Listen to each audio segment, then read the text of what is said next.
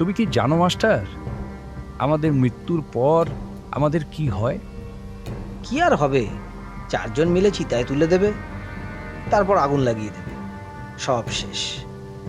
কিছুই শেষ হয় না মাস্টার, শুধু দেহটা যায়, বাকিটা থেকেই যায়। মানে মৃত্যুর পরও আমরা বেঁচে থাকি? এটা আমার কথা নয়, গীতায় ভগবান শ্রীকৃষ্ণ স্বয়ং এই কথা বলেছেন। এই আমি, তুমি, আমরা সবাই হলাম আত্মা। আত্মা অবিনশ্বর, তার সৃষ্টি নেই, ধ্বংসও নেই।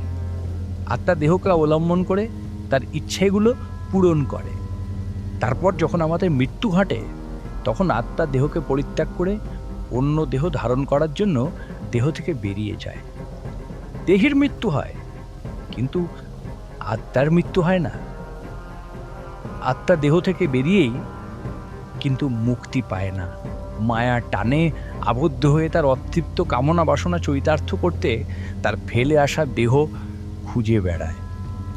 অন্ত্যেষ্টির আগে প্রথমে সে তার দেহে আবার ঢুকতে চায়, তারপর অন্ত্যেষ্টি হয়ে গেলে তার শরীরটাকে খুঁজতে থাকে।